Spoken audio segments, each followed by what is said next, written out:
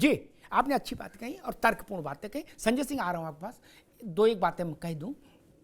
मुन्ना भाई मेरे मित्र हैं, फिर भी उनकी बात से मैं सहमत हूं। देश बनाना था, भुखमरी हटानी थी, उद्योग धंधे लगाने थे, लेकिन इतनी व्यस्तता में भी पंडित जी की सरकार ने पंडित जी को भारत रत्न दे दिया।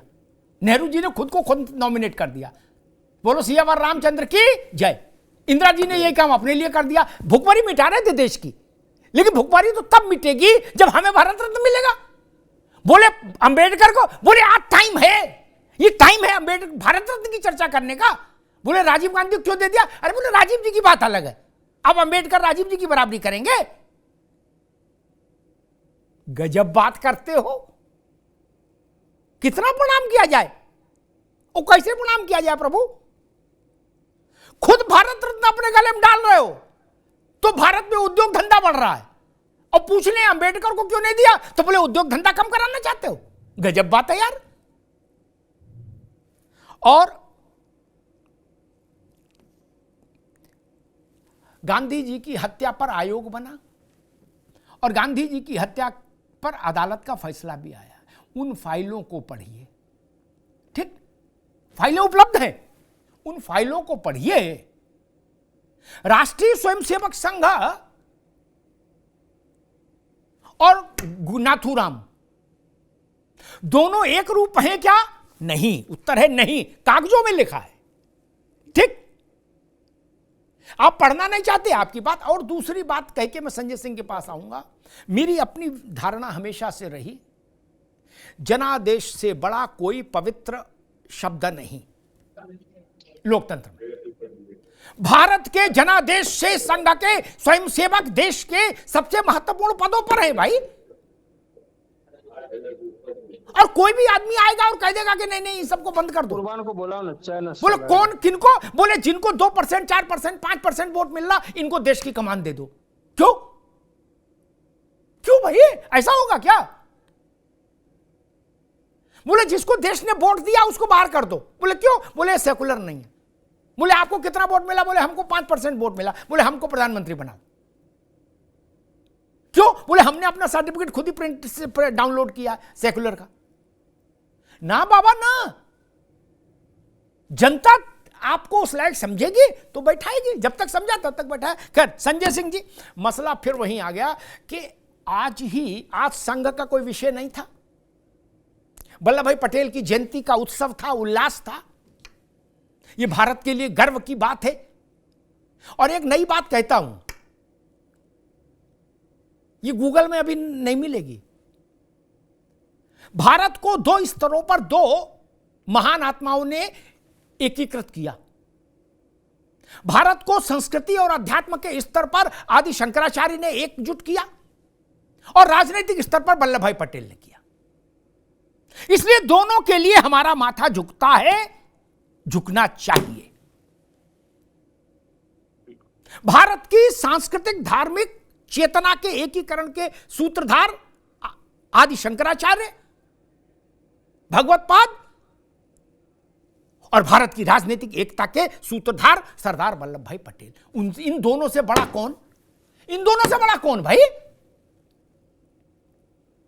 नहीं तो टुकड़ों टुकड़ों देश मिलता। इधर का नवाब अलग हुक्का पी रहा, उधर का नवाब अलग डांस कर रहा,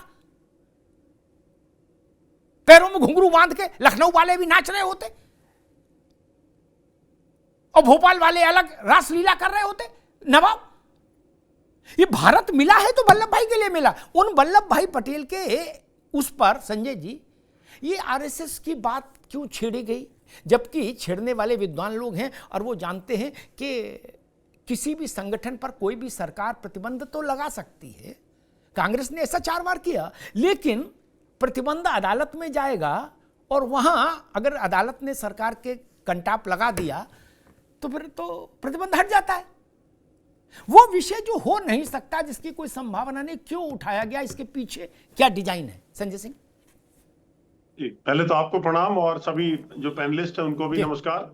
मुझे इस वैचारिक डिबेट में बुलाने के लिए आपका बहुत बहुत मैं आभार व्यक्त करता हूं। बहुत गंभीर डिबेट है अग्निहोत्री जी भाई साहब। बहुत बातें आई हैं और कहां से मैं शुरू करूं समझ में नहीं आ रहा है, लेकिन सरदार पटेल जी की आज जयंती है, तो उस पर निश्चित रूप से सरदार पटेल और संघ के संबंधों को लेकर ही डिबेट है। तो मैं अपने मित्रों को एक बात बता देना चाहता हूं। पहली बात तो यह कि जो भारत रत्न की बात आ रही है, जिन सरदार पटेल को कांग्रेस ने चुना था प्रधानमंत्री पद के लिए, उनका प्रधानमंत्री पद छीन लिया गया। उनको उस जैसे महान व्यक्तित्व को कांग्रेस कैसे भारत रत्न दे सकती थी, ये बहुत बड़ा सवाल आज भी है।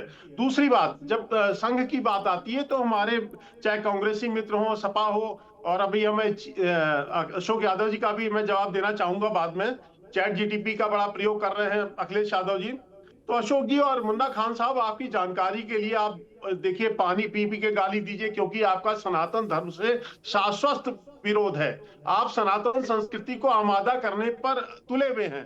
तो संघ का तो मेन काम अपनी भारतीय संस्कृति को लेकर है, तो स्वाभाविक रूप से आपका जहर उनके प्रति, संघ के प्रति आएगा, खड़गे जीने का सांप जैसा। और हम मानते हैं कि कांग्रेस सांप से भी ज्यादा विषैली पार्टी है। मैं आप लोगों को एक बात बताना चाहता हूं, अग्निहोत्री जी भाई साहब, 17 अक्टूबर 1947 को जब कश्मीर का विषय इतना गंभीर हो चुका था, विलय का मामला था, तो महाराजा हरि सिंह जी को भेजा था समझाने के लिए सरदार पटेल जी ने गुरु गोलवलकर जी, गुरु जी को, और विशेष जहाज से भेजा था। ये बात मैं नहीं कह रहा हूं, ये लिखी है किताब सोनिया गांधी जी की जो एडवाइजरी काउंसिल थी, उसके जो सीनियर आईएएस अधिकारी थे, सदस्य थे, अरुण भटनागर, उनकी बुक है इंडिया शेडिंग द पास्ट। उसमें उन्होंने लिखा है कि सरदार पटेल ने गुरु गोलवलकर जी को कश्मीर भेजा था, और 19 तारीख को जब वो कश्मीर में महाराजा हरि सिंह से मिले, उन्होंने समझाया कि आप विलय कर लीजिए, अगर आप विलय नहीं करेंगे तो पाकिस्तान मुसलमानों को भड़का के आपको जीना हराम कर देगा। ये बात महाराजा हरि सिंह जी के समझ में आ गई थी। उन्होंने लौट के दिल्ली आके सरदार पटेल जी को बताया कि महाराजा हरि सिंह जी तैयार हैं, लेकिन नेहरू और शेख अब्दुल्ला की साजिशें चल रही थी। वो बड़ा लंबा विषय है, उसमें हजारों हिंदू मारे गए। वो किसी दिन अगर आप डिबेट करेंगे, मुझे बुलाएंगे, तो मैं उसका भी खुलासा करूंगा। तो सबसे पहले प्रिय मित्रों, सनातन के विरोधियों, आपको मैं बता दूं, गुरु गोलवलकर जी दूसरे हमारे सरसंघचालक थे, उनको सरदार पटेल जी ने कश्मीर, श्रीनगर भेजा था। और बहुत से ऐसे विषय हैं।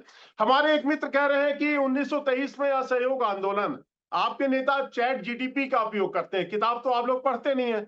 आपको, अशोक यादव जी, आपको मैं अच्छा प्रवक्ता समझता हूं सपा में, शालीन प्रवक्ता और पढ़ा लिखा। आपको शायद मालूम नहीं है कि 1923 में जब असहयोग आंदोलन चल रहा था, तो संघ था ही नहीं। संघ की स्थापना 1925 में हुई। और आज आपके चैनल के दो बड़े उस पर मैं बताना चाहता हूं संघ की स्थापना हुई क्यों थी। बाद में उंगली उठाइएगा, उंगलियां आप पे उठेंगी। खिलाफत आंदोलन पे महात्मा गांधी ने जिस तरह से मुसलमानों को साथ दिया था, जिन्ना ने, अंबेडकर ने, सबने मना किया था, मोतीलाल नेहरू ने मना किया था कि महात्मा गांधी जी ये काम मत करिए, आप मुस्लिम तुष्टीकरण की हवा दे रहे हैं, जहर बोने वाले हैं। लेकिन उसके चलते मोपला विद्रोह हुआ, हिंदुओं को बहुत बड़ा धक्का लगा था, जिसमें पंडित मदन मोहन मालवीय विचार किया गया। गांधी जी से जो उम्मीद थी हिंदुओं को, वो बहुत बड़ा धोखा लगा। उसके बाद 1925 में संघ बना है। 1900 मुन्ना खान बेचैन नहीं है। और दूसरी बात सुनिए, आप लोग बड़ी बकवास करते हैं। आप बरेलवी पे कभी उंगली नहीं उठाते, जिन्होंने देश बांटा। आपकी बरेलवी जमात, आपकी देवबंदी, आधे देवबंदी यहाँ रह गए, आधे देवबंदी पाकिस्तान चले गए। आप कभी नहीं आवाज उठाते। संघ जो भारत की संस्कृति, राष्ट्र के लिए काम करता है, क्योंकि संघ सनातन संस्कृति के लिए काम करता है। आपका हम बैर जानते हैं और उसको हम सब जानते हैं, लेकिन कभी बरेलवियों के बारे में आप नहीं बताओगे कि जिन्होंने जिन्ना की पालकी उठा रखी थी, और देवबंदियों के बारे में नहीं बताओगे। अशरफ थानवी जैसे नेता, शहाबुद्दीन जैसे, जो आधे पाकिस्तान चले गए, आधे यहाँ रह गए। देखिए, देश के साथ बहुत बड़ा गद्दारी, विश्वासघात आप लोगों ने किया है। और कांग्रेस एक्सपोज हो रही है। कांग्रेस की बेचैनी यही है कि कांग्रेस के पाप बाहर निकल के आ रहे हैं। जनता कांग्रेस को जान रही है। अब कांग्रेस वही काम कर रही है जो आजादी से पहले गांधी जी ने किया था, मुस्लिम तुष्टीकरण का काम। वही पाप करने जा रही है कांग्रेस। अब देखिए आपका कोई भविष्य रह नहीं गया है। आप अपना नाम मुस्लिम लीग रख लीजिए, मुस्लिम लीग। अब आप लोग खत्म हो चुके हैं, आप मुसलमानों की पार्टी है, हिंदुओं को तो समाप्त करने का वादा है। तो ये देखिए अभिनव जी भाई साहब, ये खड़गे साहब पोस्टर बॉय बनना चाहते हैं हिंदू विरोध का। बीजेपी का प्रवक्ता नेता या अरे देश क्यों के बकवास कर रहे हैं भाई, क्यों बौखला रहे हैं आप क्यों बौखला रहे हैं? मैं सुन ही नहीं पा रहा आप क्या बोल रहे हैं। मेरी बात सुनिए, मेरी बात सुनिए। गुनाहगार आप लोग, देश को बर्बाद आप लोगों ने किया मुन्ना खान। मेरी भारत माँ को आप लोगों ने बांटा है, इस्लाम ने बांटा है, मेरी माँ भारती के टुकड़े आप लोगों ने किए हैं। इस अखंड भारत को तोड़ने वाले आप लोग हो। इस भारत के जो विश्व गुरु का दर्जा था उसको छीनने वाले आप लोगों को, भारत को बर्बाद करने वाले आप लोग हो। और आज हम लोगों को पाठ पढ़ा रहे हो। आपको शर्म आनी चाहिए। सनातन धर्म की शक्ति देखिए, आज भारत दुनिया की चौथी बड़ी अर्थव्यवस्था बन चुका है। और जिसके लिए आप लोगों ने पाकिस्तान बनाया था, वो भीख का कटोरा लेके घूम रहा है। ये है सनातन की संस्कृति। जो कहोगे वो मैं करूंगा। बाद में इनके गोलबल क्या करेंगे आप? 60 रुपया प्रति महीने पे अरे भाई तुम्हारी मैडम, आपकी मम्मी के जो एडवाइजर थे उस कमेटी में थे, अरुण भटनागर, कुछ पढ़ लिख के आया करो महाराज, बकवास करने बैठ जाते हो। अरुण भटनागर की किताब है जिसको मैं उल्लेख ठीक, कर रहा हूं। अभी दोनों मित्रों को रोकूंगा, संजय जी को भी और मुन्ना खान साहब को भी, दोनों मित्रों को रोकूंगा, दोनों मित्रों को रोकूंगा। ठीक है मुन्ना भाई रुक जाओ। दो तीन चीजें तथ्य हमको साफ समझ लेने चाहिए। हमारे चिल्लाने बिल्लाने से तथ्य नहीं बदलता भाई। देखो चाहे हम कितना चिल्लाए, घर के नीचे अंदर बैठ चिल्लाए, छत पे जाकर चिल्लाए, और चाहे छत से कूद पड़े चिल्लाते चिल्लाते, तथ्य तो तथ्य रहेगा। अगर जवाहरलाल जी प्रधानमंत्री थे तो प्रधानमंत्री रहेंगे, किसी कहने से तो बदलेंगे नहीं। वैसे ही एक सवाल उठता है कि कोई जेल गया, अब व्हाट्सएप ने और बेड़ा गर्क कर दिया, नरक कर दिया है, पढ़ने लिखने का छूट ही गया। वो जीटीपी और मेटा और सेटा से काम चल रहा सबका। अब उनकी भी अपनी क्षमता है। अंग्रेजों ने हेगडेवार को 2 बार जेल भेजा, केशव वलीराम हेगडेवार। हमेशा के लिए लिख लेना अपने मस्तिष्क में, ताकि फिर कभी किसी बौद्धिक बहस में यह ना कहो कि कौन जेल गया, नाम बताओ। बता दिया नाम। अंग्रेजी बरतानिया हुकूमत ने भारत में अपने कार्यकाल में केशव वलीराम हेगडेवार को 2 बार जेल भेजा। एक तो ये अध्याय खत्म हुआ। दूसरी बात कही गई कि 200 दंगे या 600 दंगे हुए, उसमें आरएसएस वालों का ही योगदान था। अच्छा सरकार कांग्रेस की थी तो कांग्रेस वाले कंचे खेल रहे थे। आप कंचे खेल रहे थे कि लूडो खेल रहे थे, कि दंगे पे दंगे करते जा रहे थे और आप कंचे में व्यस्त थे? ये तो आप पर आक्षेप है मित्र, जो सरकार में रहे। और तीसरी बात, आपने कभी इसकी चर्चा नहीं सुनी होगी जो कहने जा रहा हूं। क्यों नहीं चर्चा हुई अशोक जी? बड़ी गंभीर बात है। 1937 में अहमदाबाद में वल्लभ भाई पटेल एक यात्रा रोड शो टाइप का कर रहे थे। 37 में एक मस्जिद के सामने से इनका काफिला गुजरा। वहां से मस्जिद से लोग निकले चाकू और तलवार लेके, और उन्होंने वल्लभ भाई पटेल को निशाना बनाया। लोगों ने वल्लभ भाई पटेल को यूं पिरामिड की तरह से घेर लिया। 8 लोग मारे गए, वल्लभ भाई पटेल के साथ चलने वाले 8 मारे गए।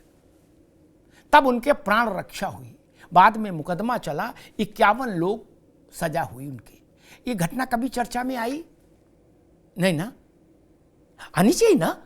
क्या कारण था कि मस्जिद से लोग निकले वल्लभ भाई पटेल का कत्ल करने के लिए तलवार लेकर? कोई तो कारण रहा होगा। उस वक्त तो आरएसएस तो नहीं मस्जिद से निकली थी। और किनको सजा हुई आप कहेंगे मैं उनके नाम भेज दूंगा। कोई भ्रम नहीं है पहचान को लेकर। सबकी शिनाख्त है, कौन लोग थे, किस धर्म के लोग थे, किस मजहब के लोग थे, क्यों आए थे। क्या समस्या थी वल्लभ भाई पटेल से 37 में? 47 में तो समस्या मान भी सकता हूं कि उनने अच्छे अच्छे नवाबों को मुर्गा बना दिया, दे कंटाप सब सीधे कर दिए। 37 में क्या समस्या थी? वो समस्या ही मैं ढूंढ रहा हूं। मेरी दृष्टि केवल वहीं अटकी है कि 1937 में आखिर ऐसी क्या समस्या थी कि मस्जिद से निकलकर वल्लभ भाई पटेल को जिबह करना चाहते थे लोग। इस पर चर्चा नहीं होगी, इस पर पर्दा डालोगे तो रोग पकड़ में नहीं आएगा ना, और रोग नहीं पकड़ में आएगा तो गलत दवा खाओगे, फिर तो रिएक्शन हो गई।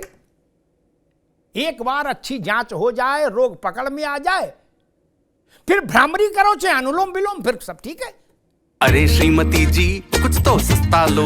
नहीं श्रीमान जी, सब बढ़िया लो। इसमें क्या खास बात है? थोड़े में ज्यादा स्वाद, यही तो है इसकी खास बात। क्या स्वाद है? अरे मेरे राजा, राजा और प्योर मसाला।